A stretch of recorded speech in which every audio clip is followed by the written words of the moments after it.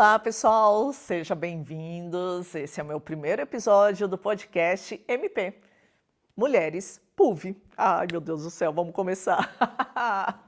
Gente, estou muito emocionada, estou muito feliz, né? É o primeiro episódio, acho que o primeiro de muitos, e poder vir aqui trocar com vocês, né? Passar um pouquinho do meu conhecimento, né? Das coisas que eu já vivi.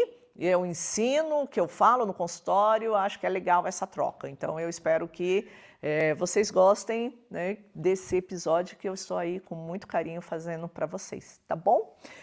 Eu acho que para a gente começar esse nosso bate-papo, acho que é muito importante vocês conhecerem a minha história, vocês conhecerem quem é a Miriam. Algumas pessoas conhecem, outras não, mas eu acho que seria legal eu poder passar isso para vocês, tá? Bom, primeiro, acho que a primeira coisa que o pessoal sempre me pergunta e que eu gosto de falar e que eu acho que acaba dando até um choque, né? Eu sou filha de padre. Ou melhor, eu sou filha de ex-padre, né? Minha mãe gosta de deixar isso muito bem claro. Miriam, você é filha de ex-padre. Meu pai era padre, deixou de ser padre para casar com a minha mãe, né? Então a história deles eu acho uma história assim, muito bonita. E eu sou muito feliz de ser fruto dessa história, porque afinal, se meu pai não deixasse de ser padre, eu jamais estaria aqui contando essa história para vocês. Então eu sou muito grata por esse momento entre eles, né? E mais ainda, eu sou a 10ª filha. Gente, imagina que loucura a minha casa. 10 filhos, minha mãe, né, teve 10 filhos. Não foi tudo com meu pai. Minha mãe teve 6 filhos, aí o primeiro marido dela faleceu, então ela ficou viúva com 6 filhos, e aí ela conheceu o meu pai. Eles se apaixonaram, ele foi até Roma, pediu a dispensa da batina, voltou, casou com ela e teve mais 4 filhos. E dentre desses 10 filhos, eu tive uma irmã com síndrome de Down, que era Maria da Glória. Ela era 2 anos mais velha do que eu, então ela foi uma bênção na nossa família, foi um anjo na nossa família. A gente aprendeu muito com ela, né? Um dia eu vou contar a história dela aqui para vocês, acho que vai ser muito legal quais foram os aprendizados, o que a gente aprendeu com ela, que eu acho que é muito interessante, porque tem muitas pessoas que têm crianças deficientes na família, e eu acho que se você enxergar como nós em casa enxergamos com a minha irmã, acho que vai ser muito interessante você começar a enxergar a vida de outra maneira, tá? E aí o que acontece? Por eu ser a última filha, então imagina, né? Eu não fui aquela criança desejada, planejada, né? Eu fui mais uma filha. Eu fui mais uma que nasceu naquela família. Então, eu tive vários problemas, assim como você também, dessa questão de rejeição, dessa questão de não se sentir amada. Então, eu tive isso também. Então, tinha hora que eu achava assim, né, eu não fui planejada, igual minha amiga, igual meus amigos, mas isso não me atrapalhou.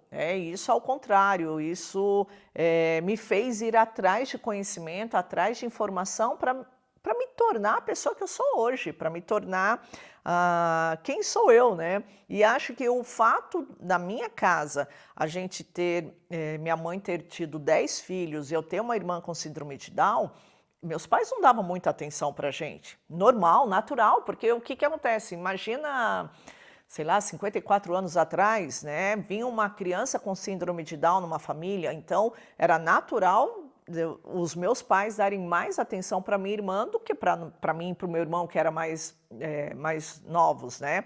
Mas acho que isso nos ajudou a ser mais independente, a gente poder correr atrás dos nossos sonhos, a gente ir lá e se virar, se vira, vai lá, né? Porque eles tinham que dar mais atenção para ela. E tudo bem eles darem mais atenção para ela. Mas quando você é criança, você não entende isso. Acho que por isso que eu lá com os meus 3 anos de idade desenvolvi a enxaqueca.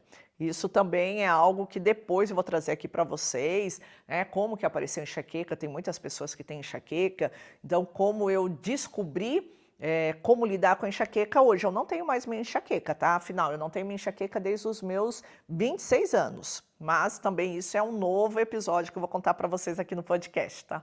Gente, Eu tenho muita história. Nossa, eu tenho 51 anos, vou fazer 52 anos, mas é muita história que eu tenho aqui para contar e acho que é legal, porque eu vou trazer várias coisas aqui para vocês que acho que é legal, o aprendizado, tá? Então, acho que o principal é isso.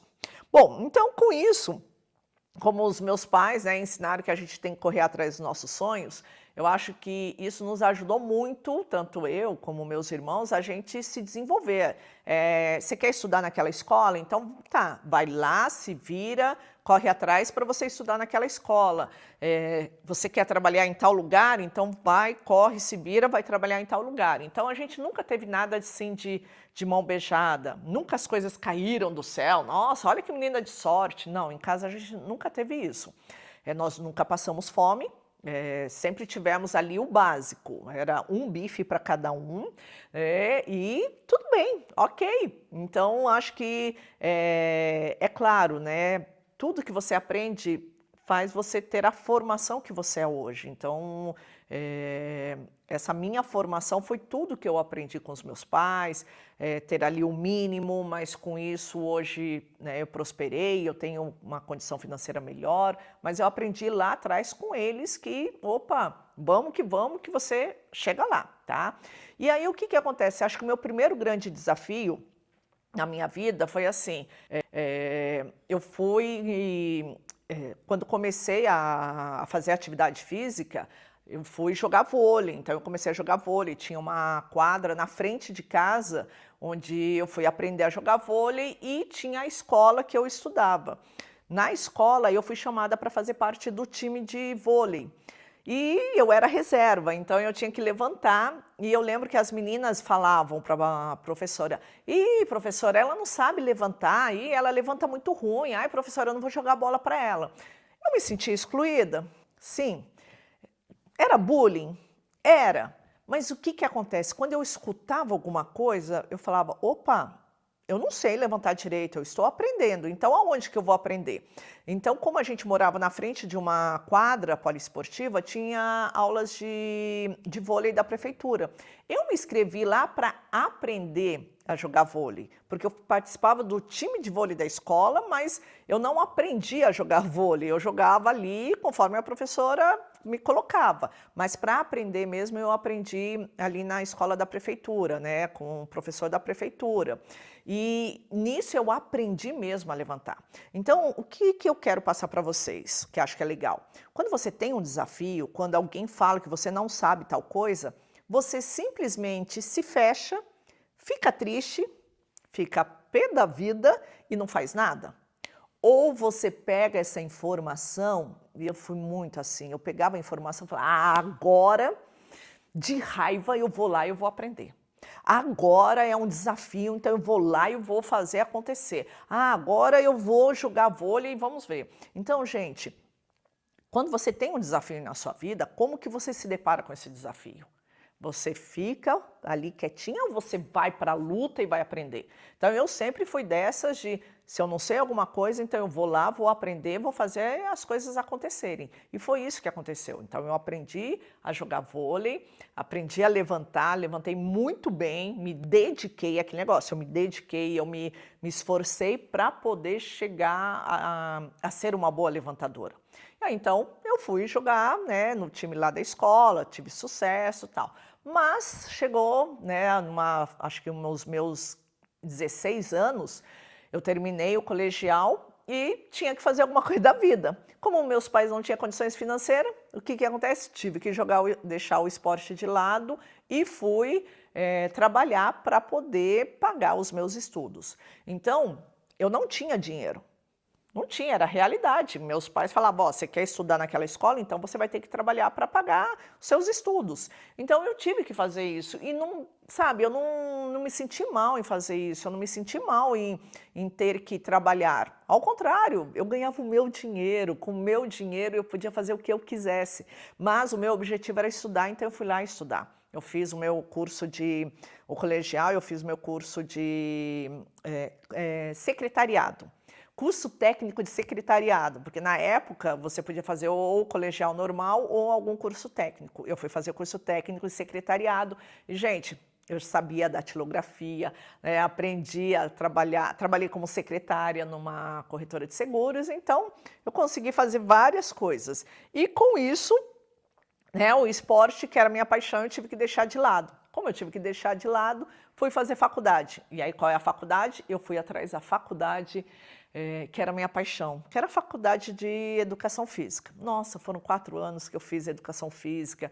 É minha paixão, acho que por isso que eu gosto muito de esporte, eu coloco o esporte no meu dia a dia, eu ensino os meus pacientes a importância da atividade física, porque foi algo que logo, desde pequenininha eu fui para os esportes e isso me transformou em relação à disciplina, em relação à dedicação. Então eu acho que o esporte me moldou todas essas características que eu tenho hoje. E aí eu fui fazer minha faculdade de Educação Física, que era o meu sonho. Tinha dinheiro? Não tinha dinheiro, mas trabalhava e tudo que eu ganhava, eu pagava a minha faculdade. Sobrava dinheiro para o fim de semana? Não sobrava. Sobrava dinheiro para comprar roupa? De jeito nenhum. Mas o que acontece, Eu vejo assim, Deus foi muito bom para mim, mas Ele só foi bom para mim porque eu também era dedicada. Quando chegou no 2º ano da faculdade, na época tinha o crédito educativo e eu consegui ter o crédito educativo. Então eu me inscrevi na faculdade, eu era uma boa aluna, tirava notas boas e com isso a faculdade pegou as pessoas da sala, pegava as pessoas da sala, que não tinha condições financeiras, e eu consegui me formar com crédito educativo. Então eu acho que eu fiquei mais tranquila para terminar minha faculdade, foi uma grande conquista. E olha como as coisas, que nem o universo é muito bom, Deus é muito bom, para mim, vamos dizer assim. O resultado do crédito educativo saiu no dia do meu aniversário. Então foi um grande presente que eu ganhei no dia do meu aniversário, foi saber que eu ia ter o crédito educativo para eu poder fazer minha faculdade de Educação Física. Com isso eu fiquei, mais tranquila em relação à faculdade, porque além de trabalhar, eu vendia lingerie, eu vendia bijuterias, eu vendia roupa, eu vendia de tudo, gente. Desde pequena eu sempre fui daquelas de vender. Me dá qualquer coisa que eu vendo e ponto final. Então isso também foi uma grande característica que isso me ajudou. O fato de não ter dinheiro me ajudou a vender, a ter dinheiro para mim poder pagar as contas. Então isso foi maravilhoso. Aí me formei como educadora física, fui trabalhar com a educação física e nisso eu fiz um curso casei também. Depois de 1 ano de casada, apareceu na nossa vida um curso de desenvolvimento pessoal. O Júlio, meu marido, fez primeiro, que o chefe dele tinha convidado ele para fazer o curso, a gente achava que era alguma coisa mais para o lado profissional, e depois que ele voltou do curso, ele me convidou, falou, agora você tem que fazer, eu acho que vai ser muito bom para o nosso relacionamento. E foi isso que aconteceu. Eu fui fazer o curso de desenvolvimento pessoal, um curso de inteligência emocional de 2 dias, e gente, ali eu me conheci. Ali eu vi quem era a Miriam. Ali eu fui resgatar algumas coisas que estavam no meu passado, que até então eu achava que não me fazia, que não me atrapalhava, mas na verdade me atrapalhava. Então, quando eu descobri isso, quando veio tudo isso à tona, quando eu me deparei com aquela Miriam que estava levando uma vida que não estava nada legal, uma Miriam chata, uma Miriam triste, uma Miriam cri-cri, Nossa, era uma Miriam muito terrível que eu estava me transformando.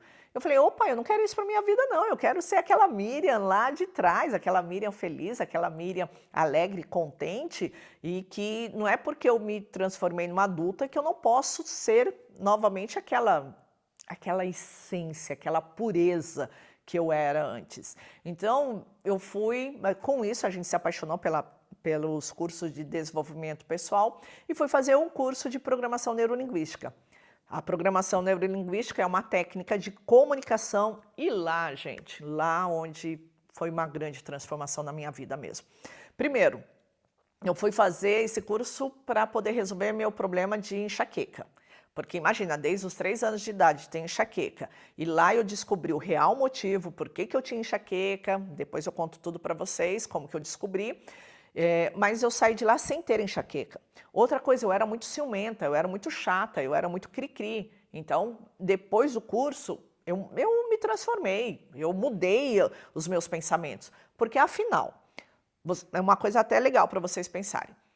Você hoje vive de um jeito, você se transformou numa pessoa que você é hoje, mas você não precisa viver a vida toda assim, você pode mudar. Nós mudamos de opinião, nós mudamos de roupa, nós mudamos de cidade, nós mudamos de país. Você pode mudar seus pensamentos, você pode mudar as suas características, você pode ser mais simpática, você pode ser mais feliz, você pode ser mais alegre. Então, às vezes, o que acontece? A pessoa, ela vai vivendo uma vida que ela fala, ai, mas eu nasci assim, eu vou viver assim, eu vou morrer assim. Né? É o melô do Gabrielão. Não, você não precisa ser assim, você pode mudar. E comigo aconteceu isso, com 26 anos, eu descobri algo que mudou os meus pensamentos, as minhas convicções, as minhas crenças, né, em relação ao que eu acredito, nada em relação à religiosidade, tá? Isso eu não vou falar para vocês, quem sabe em algum momento eu traga em algum episódio, mas não nesse, tá? Então, eu mudei algumas coisas na minha vida e que eu vejo que você pode fazer isso, você pode transformar, mas você tem que dar esse passo, você tem que querer. Você tem que falar, eu vou lá e deixa eu ver, deixa eu descobrir uma coisa nova, deixa eu descobrir algo que pode transformar. E foi isso que aconteceu na minha vida. A partir do momento que eu conheci a PNL, fez uma reviravolta na minha vida do meu marido, a gente se transformou e a gente gostou dessa nova versão nossa, né? A gente se gostou dessa versão mais leve, mais tranquila, mais em paz. E com isso, nós começamos a trabalhar com cursos de desenvolvimento pessoal. Nós fomos convidados a trabalhar numa empresa e aí então a gente desenvolveu mais habilidades para o desenvolvimento pessoal, abrimos nosso treinamento também na cidade de Santos. E com isso, as pessoas vinham atrás de mim e falavam, Miriam, você é psicóloga? Miriam, você fala de uma maneira que, poxa, seria legal se você fosse psicóloga. Você me entende, você conversa comigo de um jeito. Então, as pessoas começaram a vir atrás de mim querendo que eu atendesse, mas eu não atendia. Eu recebia no meu escritório, conversava, falava, explicava sobre os cursos. Nos cursos, a gente fazia a pessoa ter esse autoconhecimento, porque a PNL, não é uma técnica que vem da psicologia, não, é uma técnica de comunicação que todas as pessoas têm acesso. E com isso, me bateu aquela vontade de, poxa, acho que vou fazer faculdade de psicologia.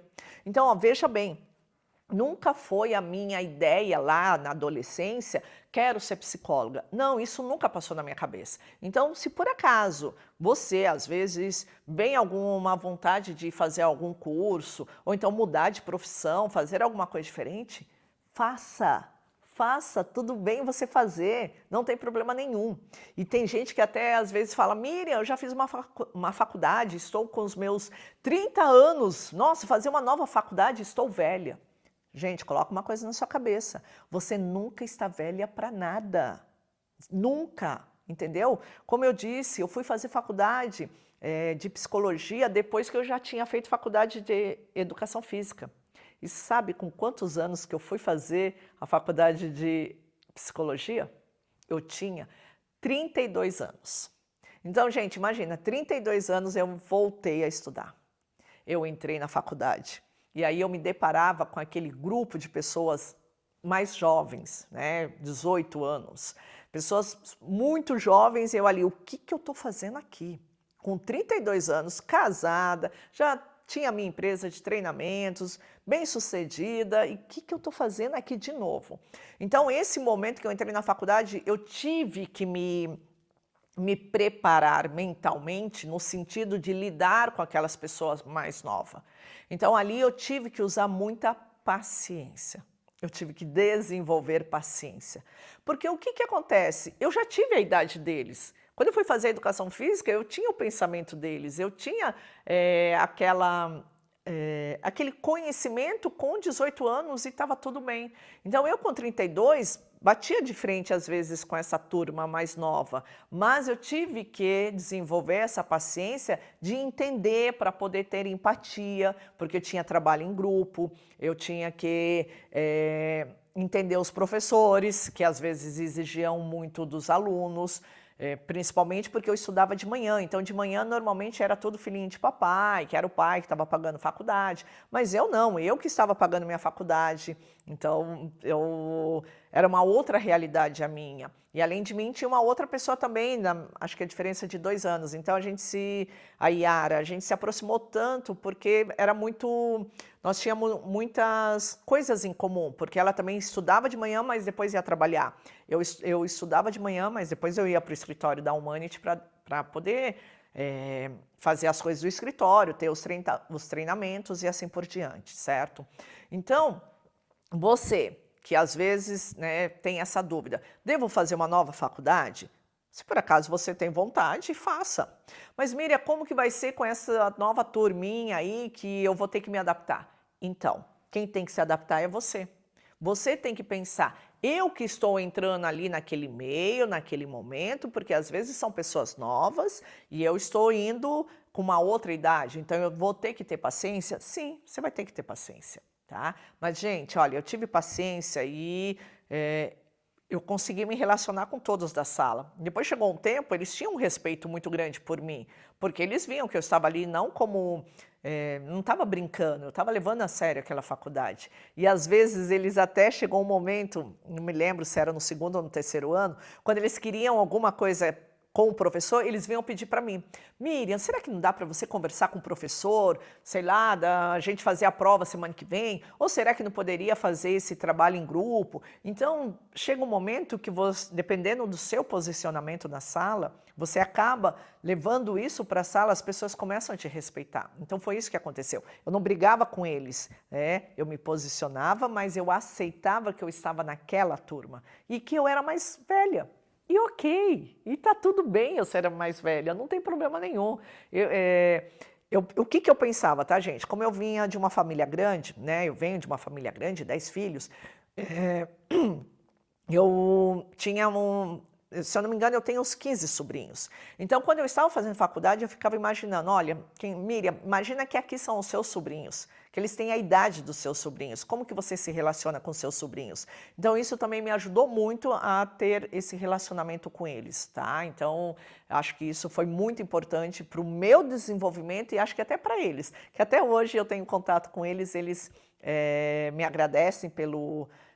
o momento que eu passei com eles, a gente troca experiência e assim por diante. Então, o que acontece? Eu me formei com 37 anos, foi muito importante, porque eu saí da faculdade com uma bagagem de experiência muito grande, por causa, primeiro, da minha bagagem de vida, né, por ter passado por muitas coisas na minha vida. Segundo, por ter o conhecimento em psicologia, então isso foi muito importante. E terceiro, porque eu já trabalhava com pessoas, com desenvolvimento pessoal, então isso me ajudou muito a ser a profissional que eu sou hoje. E atendi muitas pessoas, atendo, e ao longo desses anos, como psicóloga, o que eu percebi também? Que tem um grupo muito grande de mulheres, que as mulheres elas estão indo muito atrás do desenvolvimento pessoal. Elas estão indo muito atrás do autoconhecimento. Eu acho que também, sabe, gente, porque nós mulheres, a gente acaba tendo uma carga muito pesada aí na vida. Por questões de filhos, marido, trabalho, casa, a gente se cobra demais. A gente se cobra que a gente quer dar conta de tudo. Preciso ser a melhor profissional, preciso ser a melhor mãe, preciso ser a melhor esposa. Então, essa cobrança é muito grande que isso fica muito pesado para as mulheres. Fica muito, muito difícil e às vezes você não dá conta. Então, opa, as coisas no trabalho não estão bem, mas ok, não vou me preocupar com isso, porque eu tenho a minha casa. Nossa, em casa as coisas estão difíceis, nossa, mas eu vou fazer o que dá. Então, a gente acaba sobrecarregadas e acho que aí começa a ter problemas de ansiedade, de baixa autoestima, de depressão, síndrome do pânico e aí N doenças que acabam acontecendo. Mas para não esperar chegar nesses transtornos, nessas doenças, o que você tem que fazer? procurar o autoconhecimento. E eu percebi que as mulheres começaram a ter muito isso, muito em busca do autoconhecimento, desenvolvimento pessoal, querer ser uma pessoa melhor, querer ser uma nova versão, querer descobrir uma nova mulher. E com isso, eu, durante esses anos, tenho mais de 26, são 25 anos de treinamento, eu desenvolvi um curso só para mulheres. Primeiro eu comecei com um curso só para mulheres, aí eu fiz um evento só para mulheres, eu tenho até um evento, né, que chama Evento Mulheres PUV. Por que PUV? PUV é o slogan da minha empresa. A gente dá treinamentos com o intuito da pessoa ter conhecimento para uma vida extraordinária. O que é isso, né? Então, o PUV é para uma vida extraordinária. Mas o que significa ser extraordinário? Não significa que você não vai ter problema, que é uma pessoa rica, não, nada disso, né? Extraordinário é fora do comum. Então, se você tem um problema, como que você vai lidar com esse problema? Como que você vai encarar esse problema?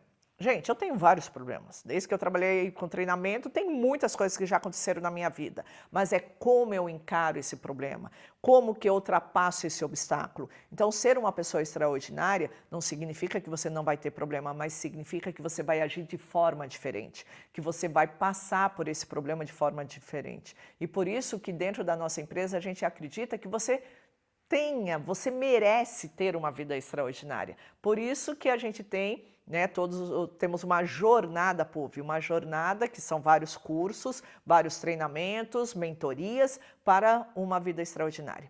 E aí, então, eu, percebendo que as mulheres estavam em busca disso, eu desenvolvi dentro da empresa um curso só para elas, uma mentoria só para elas, um evento só para elas. Então, dentro da Humanity, eu fui atrás de ajudar você, mulher, que às vezes está sobrecarregada, está cheio de problemas, está cheio de situações que está difícil de carregar. E eu consigo te ajudar a ter paz emocional.